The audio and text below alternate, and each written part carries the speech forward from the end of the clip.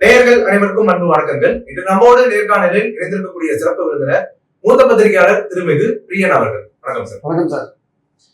நாம் தமிழர் கட்சியினுடைய தலைமை ஒருங்கிணைப்பாளர் சீமான் சமீபத்துல ஒரு கருத்து தெரிவிச்சிருக்காரு. என்னன்னா, கலைஞர் அவர்களுடைய சிலை அப்படிங்கிறது தகர்க்கப்படும். எப்படி வங்கதேசத்துல முஜிபுர் ரஹ்மானுடைய சிலை உடைக்கப்பட்டதோ, எப்படி ராஜசேகர ரெட்டி அவருடைய சிலை உடைக்கப்பட்டதோ, அது போல கலைஞர் சிலையும் நான் உடைச்சிருக்கேன் அப்படிங்கிற மாதிரி பேசியிருக்காரு. அவருடைய கருத்தை நீங்க அநாகரிகமான கருத்து கண்டிக்கத்தக்கது. எதுக்காக கலைஞர் சிலை உடைக்கணும்? ஆக்சுவலாக கேட்கணும், எதுக்காக உடைக்கணும், என்ன காரணத்தினால உடைக்கணும், ஏன் உடைக்கணும்? இந்த மாதிரி டெஸ்ட்ரக்டிவ் மைண்ட் இருக்குல்ல, நெகட்டிவ் அப்ரோச் இருக்குல்ல, அது தமிழ்நாட்டு பாலிடிக்ஸ்ல எதுக்குமே எடுபடாது. ஆக்சுவலா அது ஓட்டு வாங்குற அரசியல் இருக்கு. நீங்க ஒரு நெகட்டிவாவே ஓட்டு வாங்குறீங்க. அருந்ததிற்கு இடஒதுக்கீடு கொடுக்காதன்னு சொல்லிட்டு பட்டியலில் இருக்கிறவருக்கு தேவேந்திர குலவேலுக்கு ஓட்டு வாங்குறீங்க. அங்க போய் பாண்டியர் தேவேந்திர குலவேலுக்கு நீங்க பாண்டியர் சொல்லி முக்கியத்துவரை அவங்களுடைய விருப்பத்தை நீங்க சம்பாதிக்கிறீங்க. இந்த மாதிரியான பிரித்தாளர்கள் ஜாதிகளை பிரிக்கிறது, அப்புறம் தலைவர் சிலையை உடைக்கிறது, இதெல்லாம் என்ன பழக்கம்? ஆக்சுவலா இந்த டிஸ்ட்ரிக்டிவ் பாலிடிக்ஸ் தமிழ்நாட்டு பாலிடிக்ஸ் பொறுத்தவரை ஆக்கப்பூர்வமான பாலிடிக்ஸ் பண்ணுங்க. தமிழ்நாட்டை எப்படிதான் இம்ப்ரூவ் பண்ணுவதுன்னு சொல்லுங்க. இருக்கிற திமுக ஆட்சியோட குறைகளை சொல்லுங்க, இல்ல ஊழல்களை சொல்லுங்க, அதை நிரூபிங்க, இது வேணா பண்ணுங்க. அதுக்குன்னு ஒரு தலைவர் சிலையை உடைப்பேன் நீங்க சொல்றது கருணாநிதிக்கு இது புதுசு. ஏற்கனவே ஒரு சிலை உடைக்கப்பட்டதுதான். அது மறுபடியும் திராவிட கழகம் வச்சிருக்காங்க. இது சிலை உடைக்கிறது கருணாநிதிக்கு ஒண்ணு புதுசு இல்லை. அவரு இறந்து போயிட்டாரு. இருக்கும்போது சிலையை உடைச்சவங்க தான் நீங்க. ஆக்சுவலா நீங்க என்ன அதிமுக உடைச்சாங்க, அவ்வளவுதான், வேற ஒண்ணும் கிடையாது. நம்ம பாயிண்ட் என்னன்னா டெஸ்ட்ரக்டிவ் பாலிடிக்ஸ், அதாவது அழிக்கிற சக்தியா இருக்கா நீங்க, ஆக்கப்பூர்வமான சக்தியா இருக்கு நீங்க. அதுதான் சீமானுக்கு நான் சொல்ல வர விஷயம். எதுக்காக நீங்க தமிழ் மொழியை செம்மொழி ஆக்கினாரே கருணாநிதி, அதுக்காக ஒரு சிலையை உடைக்கிறீங்களா? இல்ல குறிப்பிட்டவர்களுக்கு 20% கொடுத்தாரு, அதுக்காக உடைக்கிறீங்களா? இல்ல தமிழ்நாட்டை ஸ்ரீபெரும்புதூர் தொழில்நுட்பமாக்கினாரு, அதுக்காக உடைக்கிறீங்களா? இல்ல ஏகப்பட்ட தொழிற்கூடங்களை சிப்பாட்டு அது போன்ற விஷயங்கள்லாம் உருவாக்கினாரு, அதுக்காக உடைக்கிறீங்களா? இப்படியே கருணாநிதியோட விஷயத்த சொல்லிட்டே போகலாம். ஆனா கருணாநிதிக்கு அவரை பத்தி விமர்சனங்கள் இருக்கு. நீங்க அதை சொல்லுங்க, அது வேற விஷயம். சிலை உடைக்கிறது பாலிடிக்ஸ். ஆக்சுவலா நீங்க இந்த ஸ்டாலின் அரசை பத்தி விமர்சனம் வைங்க, அது வேற விஷயம். சிலை உடைக்கிறது it is not a good thing at all. அது அழிவு சக்தி. அது ஆக்சுவலா அது டெஸ்ட்ரக்டிவ் பாலிடிக்ஸ். அது அந்த மாதிரியான அரசியல் தமிழ்நாட்டுல யாரும் என்கரேஜ் பண்ணக்கூடாது. இல்ல, தமிழ்நாட்டுல பல தலைவர்கள் இருக்கிறாங்க. அவங்களுக்கு எல்லாம் சிலை வைக்காம முழுக்க முழுக்க கலைஞர் அவர்களுக்கு மட்டுமே சிலை ஏற்படுத்தி கொடுக்கிறது.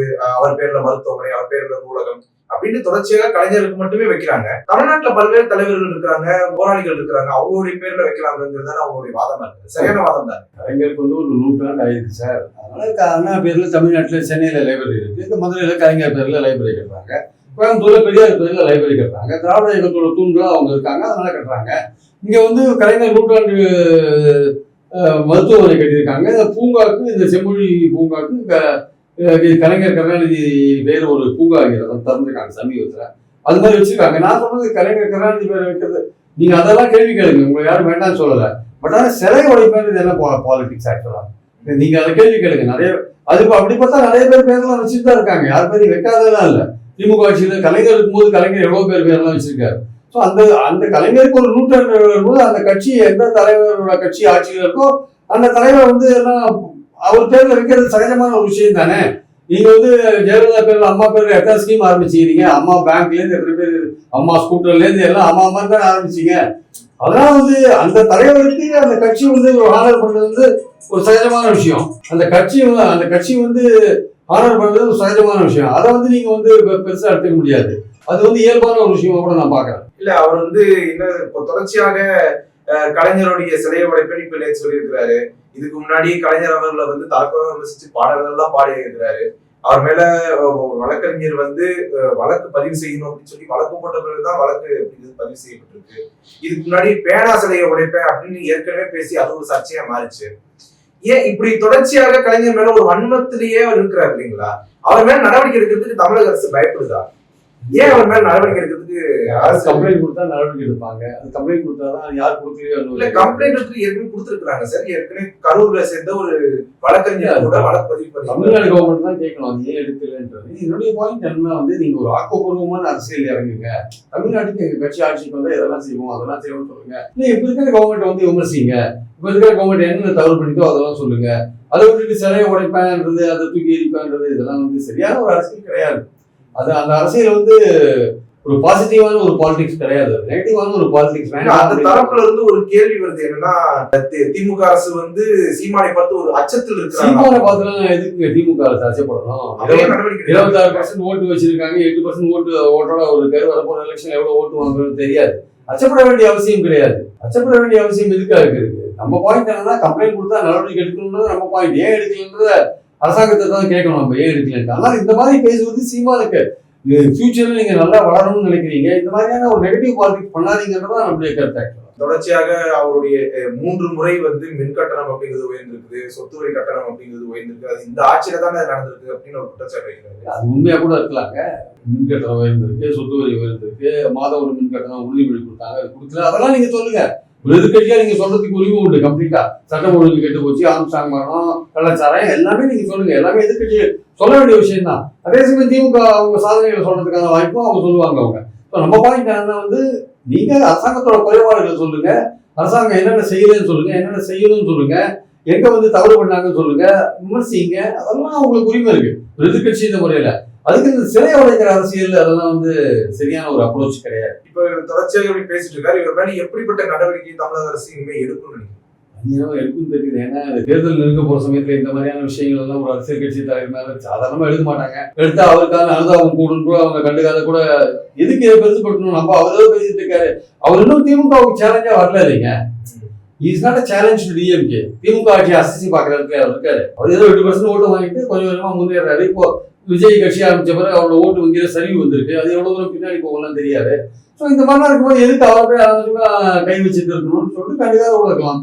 இன்ஃபேக்ட் அவர் ஜெயலலிதா ஆட்சியில ஜெயிலில் இருந்த மாதிரி எனக்கு ஞாபகம். ஆக்சுவலா ஜெயலலிதா ஆட்சியிலேயே அவர் ஜெயிலில் இருந்த மாதிரி ஞாபகம். சீமா இலங்கை தமிழர் பிரச்சனையில அவர் ஜெயிலில் இருந்தாங்க. ஜெயலலிதா இலை வளர்ந்தா ஈழம் மலர்லாம் சொன்னார்ல, அந்த ஆட்சியிலேயே அவர் ஜெயிலில் இருந்த மாதிரி எனக்கு ஞாபகம். அது ஒரு பக்கம் இருந்தா கூட நம்மளுடைய பாயிண்ட் என்னன்னா வந்து, இந்த கவர்மெண்ட் வந்து சீமானுடைய கட்சி வந்து தங்களுக்கு வந்து ஒரு சேலஞ்சா இல்லைன்னு அவங்க நினைக்கிறாங்க. அதனால அதை கண்டிப்பாக சீமானுக்கு பதில் சொல்றாரா? சீமானுக்கு ஸ்டாலின் பதில் சொல்றாரா? சொல்ல மாட்டாரு. எடப்பாடிக்கு மட்டுமே சொல்றாரு, யார் யாருக்கா சொல்றாரா? சொல்லல. அவர் அதனால அவங்க பெருசா எடுத்துக்கலன்றதான் நம்மளுடைய பாயிண்ட். அப்ப சீமான ஒரு பொருட்டாவே தமிழக அப்படியே அவங்க திமுக எடுத்துக்கலன்றதான் பாயிண்ட். திமுக கீழே இருக்கிற ஐடி அதை பண்ணுவாங்க சீமானை பத்தி. திமுக தலைமை அல்லது திமுக இருக்க முக்கியஸ்தர்கள் யாருமே சீமான பெரிய விஷயமா எடுத்துக்கல. அவர் இன்னும் ஒரு திமுக சேலஞ்ச் பண்ற அளவுக்கு வரல இல்லையா? அப்புறம் அவருக்கு நம்ம ஒரு பொருட்டா எடுத்துக்கணும் அவங்க நினைக்கலாம். அவர்கள் உலக வெற்றி கழகம்னு வச்சிருக்கலாமே, எதுக்கு தமிழக வெற்றி கழகம்னு வச்சிருக்கிறீங்க அப்படிங்கிற மாதிரி அவர் கேள்வி கேட்டிருக்கிறாரு. அதை எப்படி பாக்குறீங்க? அது என்னங்க இருக்கு, அதாவதுங்க சீமானுக்கு கொஞ்சம் ஒரு படபடப்பு வந்திருக்கு. அவருக்கு ஒரு படபடப்பு இருக்கு. இதாட்டி வந்து விஜயை வந்து பாசப்புறவையா இருந்த விஜயை வந்து தம்பி தம்பின்னு அப்படி ஒரு பாசத்தை கொட்டின சீமான் திடீர்னு வந்து அவர் பெரியார ஒரு வழிகாட்டியை ஏத்துட்டு திராவிடமும் தமிழ் தேசியமும் தனது இரு கண்கள் சொல்லும் பொழுது சீமானுக்கு உண்மையிலே ஒரு நிச்சயமா ஒரு அதிருப்தியான ஒரு விஷயம் தான் இருக்கு. அவருக்கு ஒரு படபடப்பை உண்டாக்கக்கூடிய, ஒரு பதற்றத்தை உண்டாக்கக்கூடிய ஒரு விஷயம். என்னன்னா, நம்ம தம்பி தம்பின்னு பாசத்தை கொட்டி இவரை பார்த்துருந்தோம், இவரு பெரியார வழிகாட்டி வச்சிருக்காரு.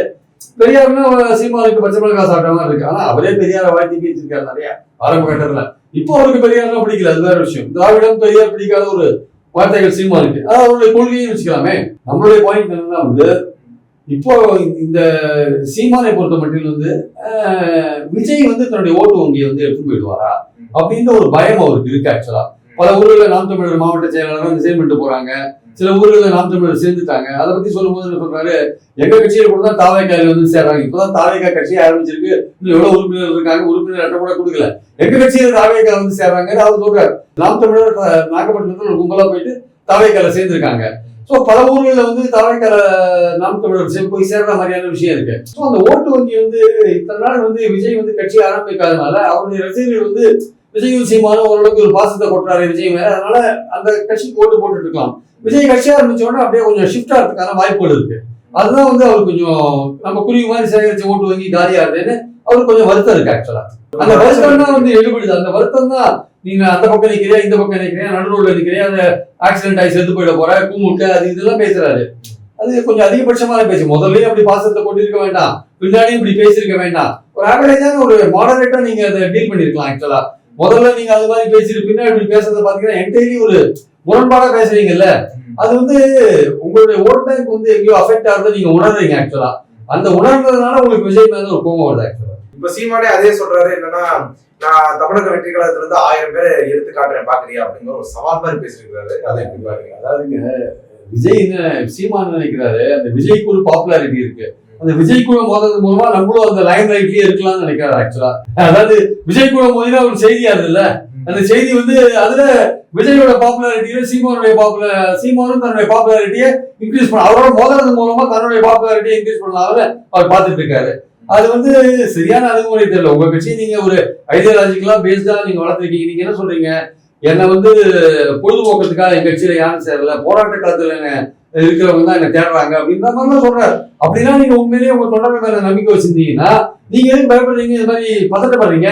அது தேவையில்லாத விஷயம் இல்லையா? அதுவும் வந்து அவர் வந்து எவ்வளவு நளினமா டீல் பண்றாரு பாருங்க விஜய். அவர் வந்து இவ்வளவு திட்டி கூட அவர் தான் சொல்றாரு, பிறந்த நாளைக்கு வாழ்த்து சொல்றாரு, என் சகோதரர் சீமானுக்கு வாழ்த்துக்கள் சொல்றாரு. ரொம்ப கவனமா கமலஹாசனுக்கு வாழ்த்து சொல்லாத அவாய்ட் பண்றாரு. இத்தனைக்கும் கமலஹாசன் விஜய்க்கு வந்து மாநாடு கட்சி ஆரம்பிக்கும் போது வாழ்த்து தெரிவிச்சார். அந்த கமலஹாசன் திமுக கூட்டணியில் இருக்காரு, கமலஹாசனுக்கு வாழ்த்து சொல்லல. ஆனா சீமான் இவ்வளவு திட்டி கூட விஜய் வாழ்த்து சொல்றாருன்னா அவர் ஒரு பெருந்தன்மையை கடைபிடிக்கிறாருல்ல, அந்த பெருந்தன்மையை உங்களுக்கு இல்ல. ஆக்சுவலா வந்து நீங்க எவ்வளவு திட்டுறீங்க.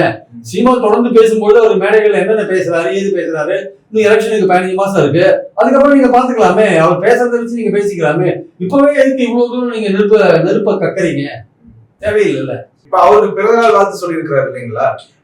தன்னை வந்து தம்பியே இல்லை அப்படின்னு சொன்ன ஒருத்தருக்கு அவர் பிறந்தநாள் வாழ்த்து சொல்லியிருக்கிறாருன்றப்ப, அப்போ விஜய் வந்து இந்த இடத்துல தன்னுடைய அரசியல் நாகரிகத்தை காட்டுறதுக்காக இப்படி பேசியிருக்காருன்னு எடுத்துக்கலாமா?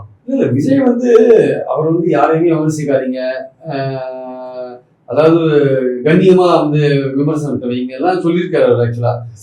சொல்லாதீங்க கூட சொல்லியிருக்காரு. இனிமே போக போகதான் வந்து விஜய் எப்படிப்பட்ட பாலிடிக்ஸ் ஒரு கையில் இருப்பாரு, அடுத்த 15 மாசம் எப்படி நடந்துக்கிறாரோ அதை பொறுத்து நம்ம தீர்மானிக்க முடியும் ஆக்சுவலா. ஸோ அதனால வந்து இப்ப சீமான் மாதிரி அவர் பேச ஆரம்பிக்கல. அவரு களத்துல இறங்கி பேசும்பொழுதுதான் அவர் எப்படிப்பட்ட விமர்சனங்கள்லாம் வைக்கிறாரு நமக்கு தெரியும்.